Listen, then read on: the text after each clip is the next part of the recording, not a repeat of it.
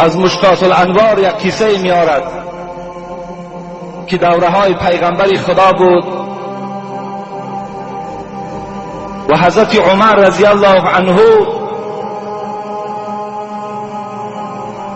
به نزد حبیب خدا حضرت محمد مصطفی صلی الله علیه و سلم در آمد، در حالتی که حضرت عمر بی نهایت گریان بود.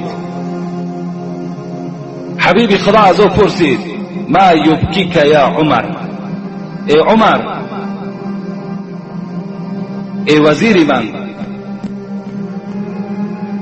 چرا تو گریان هستی؟ سبب گریه تو چیست؟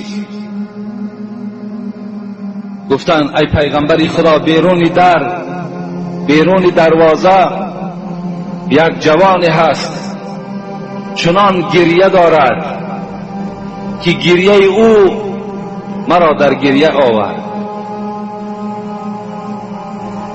حبیب خدا گفتن: بگذار اون جوان درآید. وقتی این جوان نزد حبیب خدا در آمد، حبیب خدا چگونه که یک کودک خودش را در بغل مادرش حواله میکند، میپرتاید، این جوان میگوید خودش در دامن حبیب خدا پرتاب، در حالتی که خیلی گریان بود. حبیب خدا از او اولین سوالی که کردن چی گفت؟ اشرکت بالله؟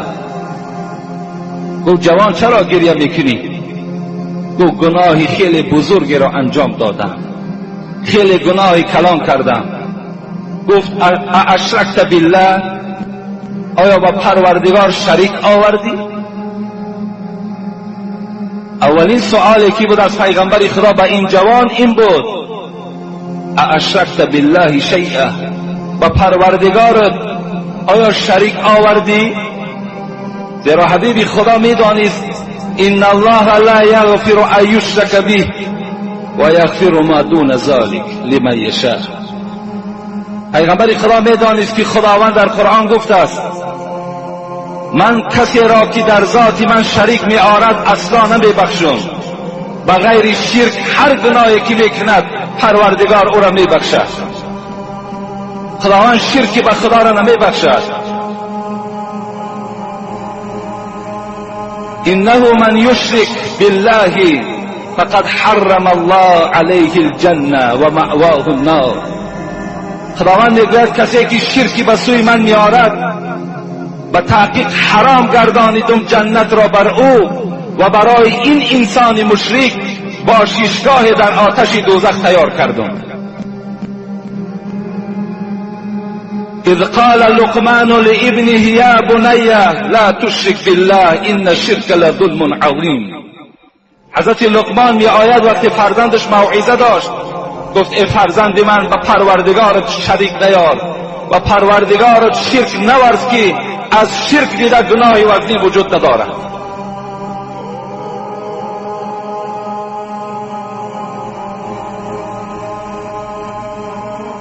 یکی از صحابه های پیغمبر خدا عباده ابن ثابت بود،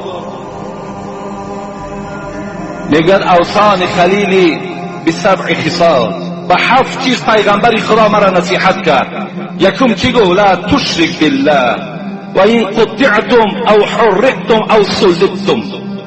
ای عباده گفت هیچگاه شریکی به خدا نیار. گفت اگرچه تو را پاره پاره کنن، اگرچه تو را در آتش سوزانن، اگرچه تو را در دار کشن، شرکی به خدا نیار. شرک چیست؟ شرک ها دو خیل میشن: شرک اکبر و شرک اصغر. شرک اکبرش پرستش آفتاب، پرستش ستاره، پرستش ماهتاب، پرستش فرشته ها، جن ها، شیخ ها، اینها را پرستش کردن شرکی به خداست. از مزارها فرزند طلب کردن، سنگ های مزارها را با زبان ها تا بوسه کردن، در دست های خودتان و فرزنداتان موره های کشمیر را کشال کردن، خارها را در نزد دروازه هاتان در داخل دکاناتان کشال کردن، نعلهای اسبها را در نزد دروازه هاتان کشادن. اینا شرکی به خداست. این خدا میگوید که من نمیبخشم این شرک. و کسانی که حضرت عیسی را فرزند خدا میخوانند، اینا شرک به خداست. رسول اکرم گفتن ایاکم و شرک الاصغر، ای امتان من از شرک خوردم بسیار پرهیز کنید. قالوا یا رسول الله و ما شرک الاصغر؟ قال الریا. پیغمبر خدا را گفتن شرک خوردش چیست؟ پیغمبر خدا گفت ریا هست. کسی اگر خودنمایی میکند، کسی عبادت شف از برای خدا نه برای غیر خدا میکند، اینم شرک اصغر است. این جوان پیغمبر خدا هم تصور کرد شرک به خدا آوردی؟ قال لا یا رسول الله، از خدا پناه طلب میکنم، من شرک به خدا نآوردم.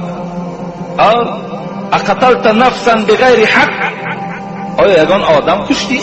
پیغمبر خدا سوال کردن. این جوان گریانه گفت نه ای پیغمبر خدا، زیرا خدا در قرآن میگه من یقتل مؤمنا متعمدا فجزاؤه جهنم خالدا فيها غضب الله عليه ولعنه واعد له عذابا عظیما. کسی در دنیا اگر یک مسلمان میکشد، یک برادری مسلمان به قتل میرساند، خداوند به او 4 وعید میکند. یکم وعید همین که تو باشیشگاه دوزخ است، تو هیچگاه راحتی جنت نمیبینی، بوی جنت به مشام تو ای قاتل نمیرسد. و دوم لعنت پروردگار به توست، و سوم غضب پروردگار به توست، و چهارم برای تو هر گونه عذابهای دردناک در دوزخ منتظر است. روز از روزها تو هم از دست یک قاتل دیگر با کشته میشه و در این چاه دوزخ پرتاخته میشه. مؤمن در نزد پروردگار قدری بلندی دارد. بار پیغمبری خدا میگوید نزد کعبه آمدن، کعبه ای که ما و شما 3000 و 4000 دلار میتیم زیارت میرویم، چه مکانی مقدسی هست. آمدن و گفتن ما اطیبک و اطیب ریحک و ما اعظمک و اعظم حرمتک. ای خانه کعبه گفت چی خوشبو هستی و چی پاکیزه هستی. ای خانه کعبه گفت چی بزرگ هستی و چی احترام بلند داری. والذی نفسی بیدی. یکی بسوی خانه کعبه حبیبی خدا چی گفتن؟ قسم بر آن خدایی که جان محمد در دست اوست، حرمت المؤمن عند الله اعظم منک. یک حرمتی مرده که مسلمانه که بیچاره هیچی ندارد، فقط نمازخوان است، قسم به خدا گفت در نزد پروردگار از تو در یک کعبه حرمت یک مسلمان بلند است. در نزد پروردگار یک مسلمانی که بیچاره فقط نماز میخواند، چیزی ندارد، فقط مسلمانی بر خداست، مؤمن است. حبیب خدا گفتن از خانه کعبه از تو دیده احترام انامین مؤمن در نزد پروردگار بلند است. مؤمن در نزد خدا قدر دارد، قیمت دارد. گفت نکشتم، کسی را نکشتم. گفت چیکار کردی؟ گفت گناه عظیم کردم.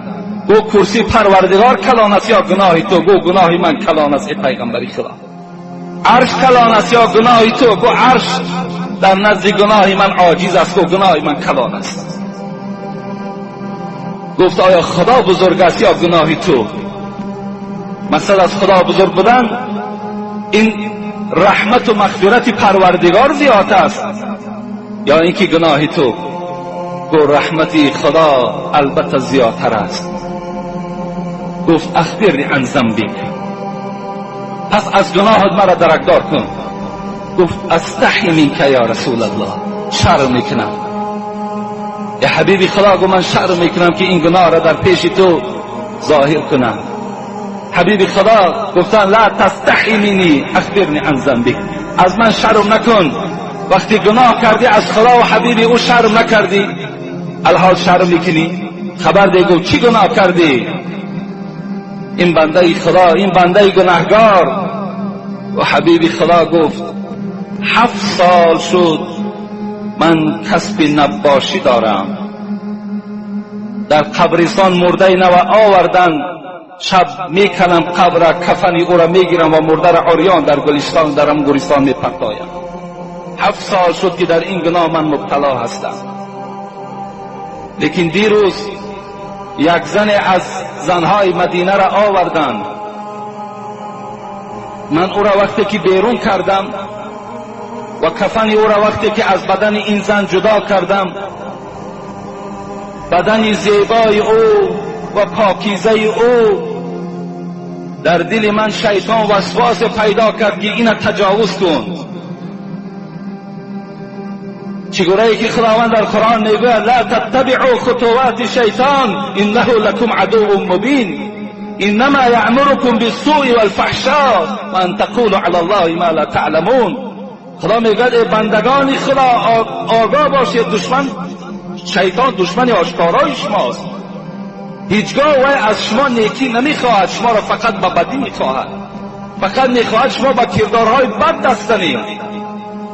كمثل شیطان اذ قال للانسان اکفر فلما کفر قال اینی بریء منک اینی اخاف الله رب العالمین. خدا باز مسئله میارد که شیطان شما را بیراه میکند، میگوید کافر شو. وقتی تو کافر شدی چی میگوید؟ اینی بریء منک، ای عرق نوش، ای زناکار، ای بدبخت، ای بینماز، من از تو بیزار هستم، من از خدا میترسم. تو را کافر میکند و خودش میگوید من از خدا میترسم. شیطان میگوید مرا وسواس کرد، من بالای این دختر افتیدم و او را تجاوز کردم. حبیب خدا چنان یک خشمناک شدند، چنان یک ابر سیاه پیش چشم حبیب خدا را فرا گرفت و گفت با سرعت از نزد من بیرون شو. گفت حبیب خدا وقتی این خطاب به این جوان کرد، این جوان در حال ناامید شد و به سوی صحرا رفت. وی از صدق توبه کرده بود، وی پشیمان اصلی شده بود. وقتی که وی به صحرا رفت 7 روز صاحب کتاب میگوید نه طعام میخورد، نه شراب مینوشید، نه خواب کرد. روز 7م میگوید بیچاره خود سر در زمین گذاشت و چی گفت؟ انا عبدک المذنب المخطی. ای پروردگار، گفت نزد درگاه حبیبت رفتم، حبیبت مرا راند، از همه درها امید من کنده شد، همه درها بالای من بسته شد، یگانه دری رحمت دری توست. ای خدای مهربان، همون بنده گناهکار، همون بنده خطاکار، همون بنده روسیا من هستم. خدای مهربان دست ما برداشتم با امید آن که از آسمان آتش فریست تا که من بنده گناهکار خاکستر گرداند، تا که من از عذاب دوزخی تو پناه. این سخن گفتگی در عرش پروردگار میگوید در جنبش آمد، رحمت پروردگار جوشید، در حال جبرائیل روان کرد. گو راو گو بر حبیب من بگو. اولا پروردگار با او سلام میگوید و بعد بگو که با این یک گناهی که این بنده نزد او آمد خواست که از پروردگارش شما مغفرت طلب کنید، این بنده مرا راندی.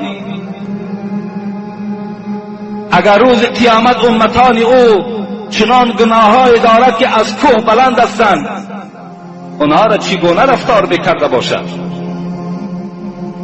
این ارسلناک رحمت للعالمین. و حبیب من بگو که این محمد من رحمت برای عالمیان فرستادم، باید برای مؤمنها رحیم و برای گناهکارها باید شفیع باشد. حبیب خدا را وقتی این سخنها را از جبرائیل به حبیب خدا گفت، در حال یک نفر روان کرد که رفته از صحرا گوید بیاید بشارتی به مغفرت گناه دهیدش. وقتی رفته گفتند و این جوان میگوید همراه این شخصی روان کرده به نزد حبیب خدا آمد که میگوید نماز شام بود. حبیب خدا در نماز بودند. وقتی حبیب خدا میگوید سوره فاتحه را خواند، این جوان میگوید در همون صف ایستادگی بود. دوم آیتی که سر کرد در این آیت آمد. در کدام آیت؟ یا ایها الذین آمنوا توبوا الى الله توبة نصوحا عسى ربكم ان یکفر عنکم سیئاتکم و یدخلکم جنات تجری من تحتها الانهار. این آیت خوان حبیبی خدا. این آیت چی معنا دارد؟ معنای این آیت همین است که کسانی که ایمانی بر خدا دارید و سوی پروردگارتان توبه کنید، خدای مهربان همه گناههای شما را مغفرت میکند و بعد مغفرت شما را وارد جنت میگرداند. وقتی این آیت میگه خان، این جوان در بین قوم بود، میگه یک صدای آه گفت، آوازش بلند شد. وقتی نماز انجام یافت، دوستان خدا وقتی نماز بود کردن، سلام دادن، میآیند جوان میگوید با همان روی غلطیدگی پهلو میگردانند که ها جانش بر آمده است.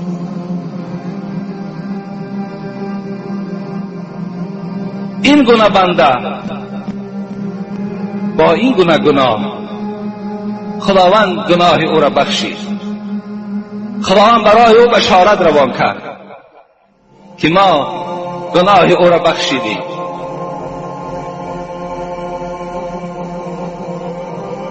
و آخر دعوانا ان الحمد لله رب العالمین. انشاءالله در این باب توبه یک جمعه دیگر خدا خواسته باشد با شما صحبت میکنیم، زیرا بسیاری از حدیث های پیغمبر خدا ناگفته ماند. فقط و فقط ما و شما فراموش نکنیم که هر روز باید که ما و شما به سوی پروردگارمان توبه کننده باشیم، زیرا چگونه که در خطبه حدیثی که خواندیم از پیغمبر خدا، کل بنی آدم خطاؤون و خیر الخطائین التوابون، این حدیث ترمذی هست.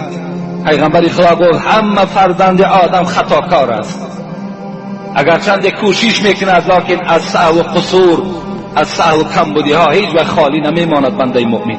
همه وقت البته انسان بی خطا و بی سهو نیست. از این خاطر حضرت گفتن بهترین خطا کننده ها همان کسانی هستند که توبه کننده به سوی پروردگار هستند. برای من هر روز ما و شما باید توبه به سوی پروردگار کنیم با این کلمات هایی که استغفر الله و اتوب الیه. طلب مغفرت میکنیم به سوی تو ای پروردگار و توبه میکنیم به سوی تو از جمیع آن گناه ها و سهو هایی که از ما بندگان تو سر میزنند. این کلمات همچون تسبیح باید که در زبان هر کدام ما و شما باید که وجود داشته باشد. فقط و فقط به سوی پروردگار ما توبه کنیم تا که خداوند ما و شما را گناهامون مغفرت بگرداند.